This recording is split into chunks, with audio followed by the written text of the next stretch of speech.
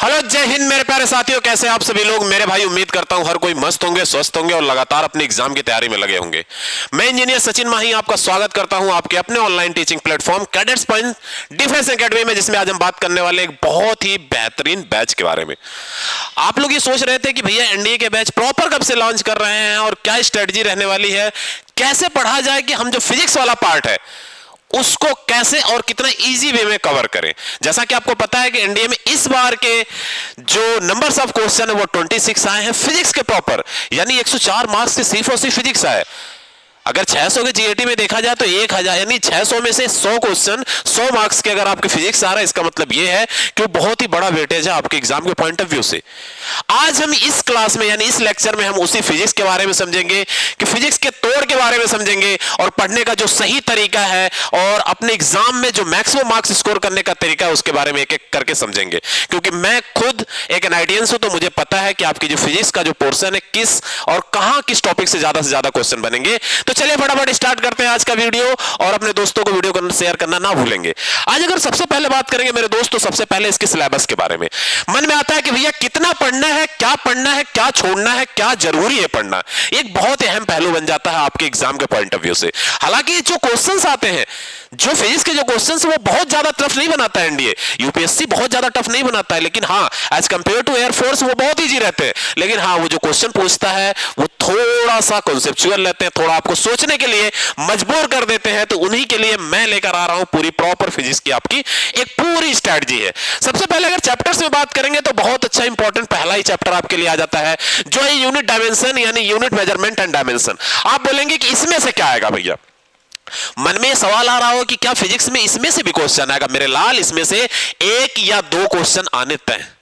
आप बोलेंगे किस पर क्वेश्चंस आ सकते हैं? यूनिट्स पर। इस बार जैसे उन्होंने एग्जामिनर ने इस बार एग्जाम में पूछा था कि what is the gravitational units, gravitational constant G की यूनिट्स पूछी थी, newton metre square upon KG square. लेकिन जिनको नहीं याद रहे होंगे सारे ऑप्शन एक जैसे मिलते जुलते ही थे। अगले एग्जाम में यानी अगली बार नेक्स्ट टाइम एनडीए सेकंड में आपसे पूछ सकता है कि what is the dimension of gravitational constant जी। ये छोटे छोटे जो सवाल हैं ये आपके एग्जाम में बहुत ज्यादा परेशान करते हैं, जो इस पहले चैप्टर से आते हैं यानी यूनिट मेजरमेंट डायमेंशन से। क्या समझे? यहां से भी क्वेश्चन हर एग्जाम में आना ही आना है एनडीए के, हर चाहे एनडीए फर्स्ट हो चाहे एनडीए सेकंड हो, एक से दो क्वेश्चन आपको देखने के लिए मिल ही जाते हैं। बात करेंगे ये vector analysis, motion 1D, motion 2D, Newton's law of motion. आप बोलेंगे इन तीनों में से सबसे ज्यादा क्वेश्चंस कहां से आते हैं? मैं अगर सही से बताऊं तो इसमें से इस वाले चैप्टर से और इस वाले टॉपिक से, इनसे क्वेश्चंस आएंगे ही आएंगे। और सबसे बड़ी बात क्या है? सबसे बड़ी बात क्या है कि याद रखेंगे यहां से ये क्वेश्चंस जो आते हैं वो किनसे रिलेट करते हुए आते हैं? इनसे रिलेट करते हुए आते हैं। क्या लगे भैया motion 1D, motion 2D normal ही है, इसमें बहुत ज्यादा नहीं है कि नहीं भैया बहुत ज्यादा है, जेई लेवल का पढ़ना है, नीट के एकदम डीप में जाना है, ऐसा कुछ नहीं है। ये एनडीए है, एनडीए में जस्ट फिजिक्स का जो पार्ट होता है वो बहुत इजी होता है। तो इसको ध्यान रखेंगे हमेशा कि कितना पढ़ना, बहुत डीप में नहीं जाना। आपको नॉर्मल डिफरेंशिएशन आना चाहिए, आपको नॉर्मल इंटीग्रेशन आना चाहिए, आपको बेसिक 1D 2D 3D क्या होता है ये मैं ऐसे ऐसे बता दूंगा, आपको याद हो जाएगा। नॉर्मल सी बात है, दो एग्जांपल दूंगा और छोटी सी थ्योरी बता दूंगा, काम खत्म हो जाएगा आपका। जो आपका मेजर पार्ट बनता है वो न्यूटन्स लॉ ऑफ मोशन से बनता है, क्योंकि यहां बहुत सारी चीजें। आप बोलेंगे एनडीए के हिसाब से इसमें क्या है? तो एनडीए के हिसाब से इसमें है एग्जांपल्स। वो एग्जांपल से सवाल पूछता है कि ये कौन से लॉ पर बेस्ड है। तो ये वाले सवाल यहां से बनते हैं। बोलेंगे work power energy, work power energy एक मेजर पार्ट आपका बनता है जिसमें टारगेट किया जाता है पावर को। पावर से आपसे नॉर्मल एक बेसिक न्यूमेरिकल सवाल पूछा जाता है जो आपके एग्जाम के एकदम नए पैटर्न पर सेट होता है। अगर एग्जाम में बच्चा अगर फार्मूले याद कर रखा है, अगर कॉन्सेप्ट याद कर रखा है तो यहां से वो कॉन्सेप्ट क्लियर हो जाएगा।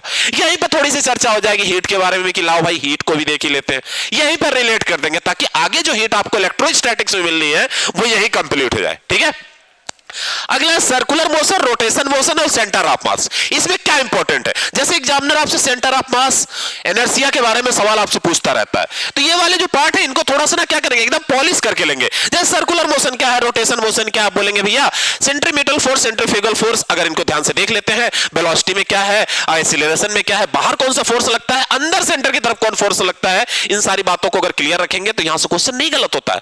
और मैं दावे से बोल सकता हूं नहीं होगा आपसे गलत, क्योंकि जो नॉर्मल बेसिक है यहां पर क्या है, आप बोलेंगे छोटे छोटे फार्मूले, लेकिन कॉन्सेप्ट है जो कॉन्सेप्ट आपके एग्जाम में पूछे जाते हैं। आइए अगले वाले पे बात करेंगे ग्रेविटेशनल। वाह हो क्या चैप्टर है ये, ग्रेविटेशन और ग्रेविटेशनल एक्सीलरेशन से इतने सवाल पूछे जाते हैं कि आपको ग्रेविटेशनल एक्सीलरेशन का आप कोई सा भी कॉन्सेप्ट छोड़ नहीं सकते।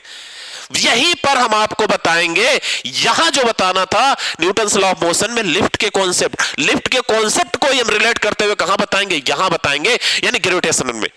मोशन ऑफ सैटेलाइट क्या है? आप बोलेंगे भैया पोल होगा, एक्सिस होंगी, कहां पर ज्यादा होगा ग्रेविटेशनल एक्सीलरेशन, कहां घटेगा, जब हम किसी एक्सिस से कहां जा रहे हैं, पोल पे जा रहे हैं तो बढ़ेगा कि घटेगा। ये सारे जो कॉन्सेप्ट है ना, ये जो परेशान करते हैं आपको, वो कहां मिलेंगे? वो इस चैप्टर में मिलेंगे। फ्लूइड मैकेनिक्स, भैया properties of fluid, properties of solid, इनमें जो कॉन्सेप्ट है, विस्कोसिटी क्या होती है, सरफेस टेंशन क्या होता है, इनके डायमेंशन क्या है, ये होते क्या हैं, इनके फार्मूले क्या हैं, इनकी यूनिट्स क्या हैं, ये अगर आप याद रखते हैं तो यहां से सवाल सही हो जाएंगे।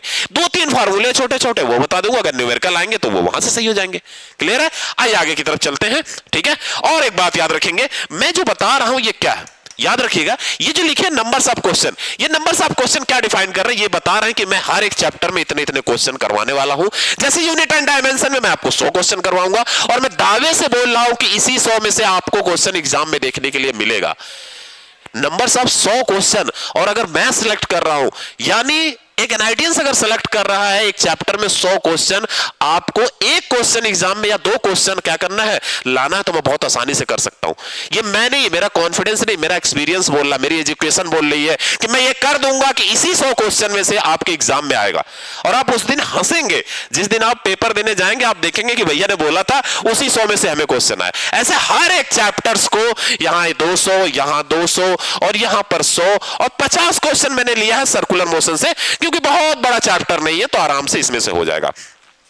20 क्वेश्चन मैंने लिया ग्रेविटेशन से, लेकिन मैं इसको और बढ़ाऊंगा, क्योंकि बहुत सारे कॉन्सेप्चुअल कॉन्सेप्ट है जो इस चैप्टर में है, हम छोड़ नहीं सकते। हमारे लिए एक क्वेश्चन बहुत इंपॉर्टेंट है। अगर एक क्वेश्चन सही होता है तो 4 मार्क्स मिलेगा, अगर एक क्वेश्चन गलत होगा मेरे लाल तो आपके 5 मार्क्स जाएंगे। इसका मतलब हर एक क्वेश्चन हमें कितना प्रॉफिट दे रहा है? 5 को नंबर। ये समझने में लगेगा, अरे क्या बोल रहे हैं, 4 क्वेश्चन का बेटा एक गलत भी तो हो रहा है, घर से लेके जाएगा अपना, उसको भी ध्यान रखेंगे। और फ्लूइड मैकेनिक्स से हम 50 क्वेश्चन आपके लिए लेकर आएंगे।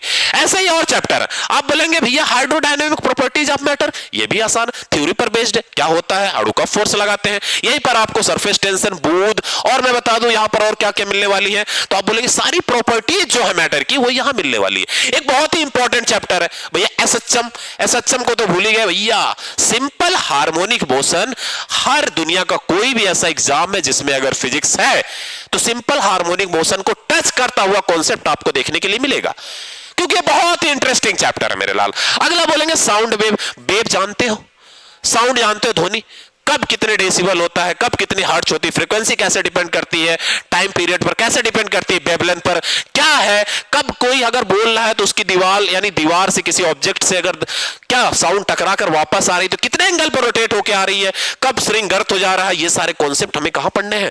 इसमें पढ़ने हैं साउंड वेव में।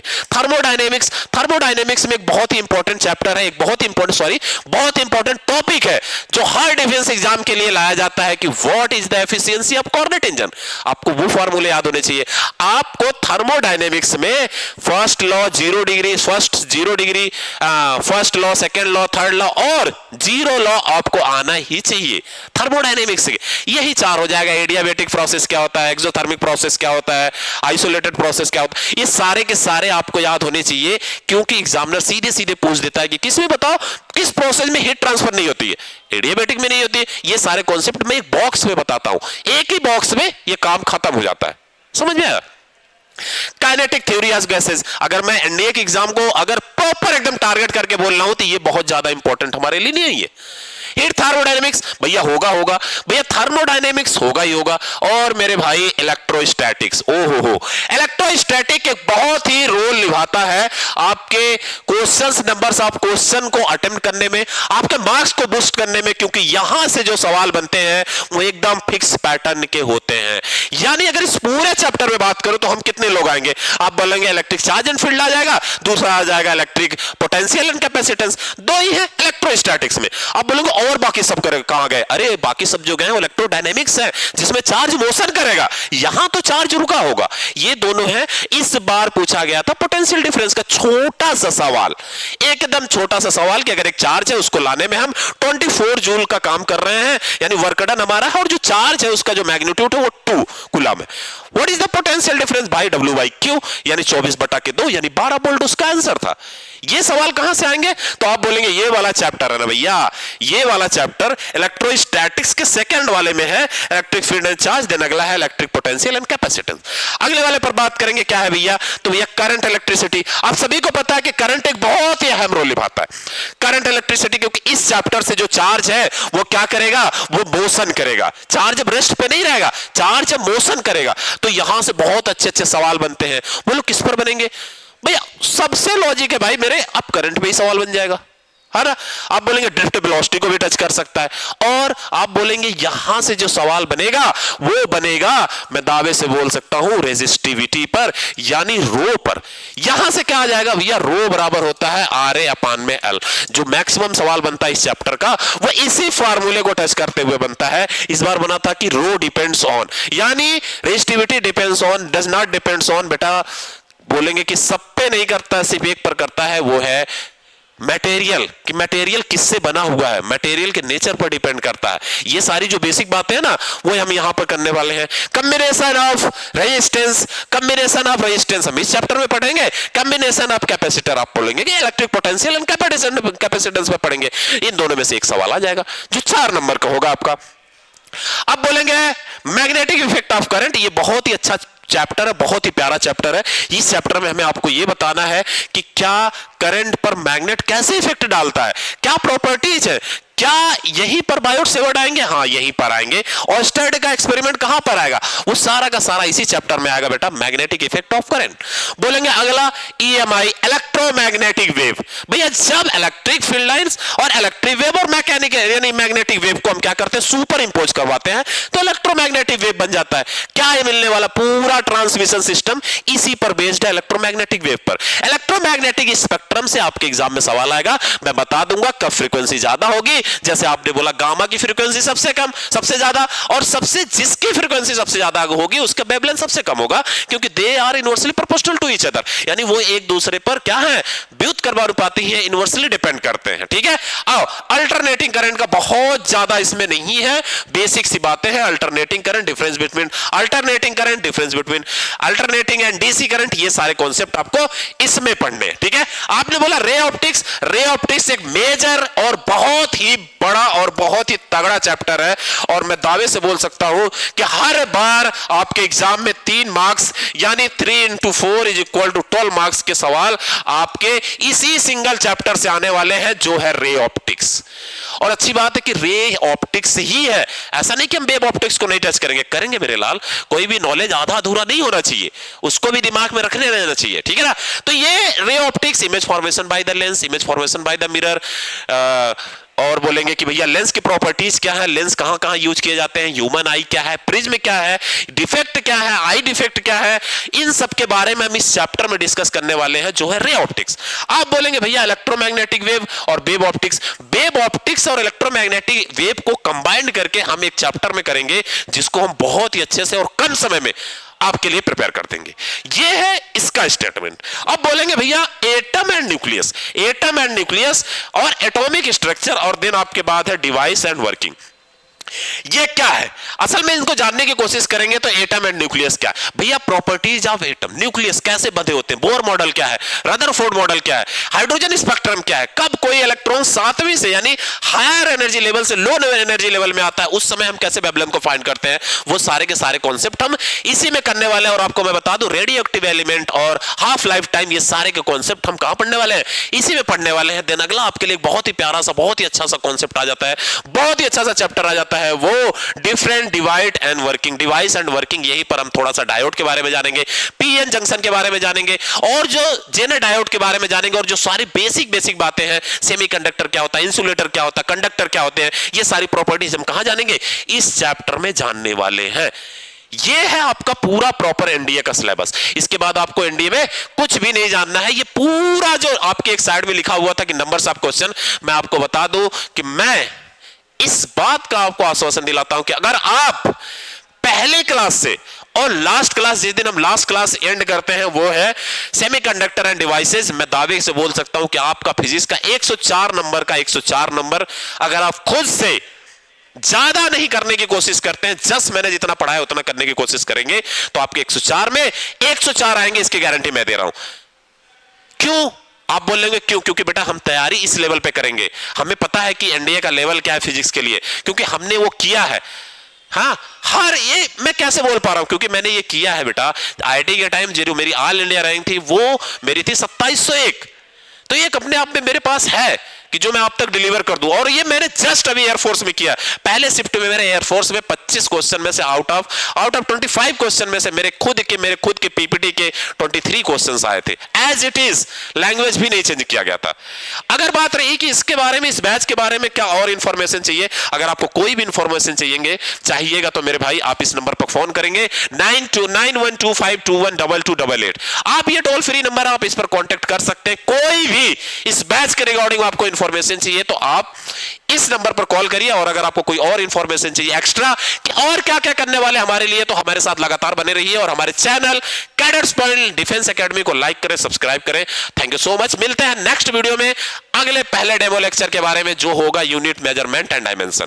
बहुत ही मजा आपको आने वाला है, मैं दावे से कहता हूं कि मजा आ जाएगा। और आज उस क्लास के बाद आपका कभी भी डायमेंशन और यूनिट गलत नहीं होगा। Thank you so much everyone. मिलते हैं। जय हिंद, जय भारत।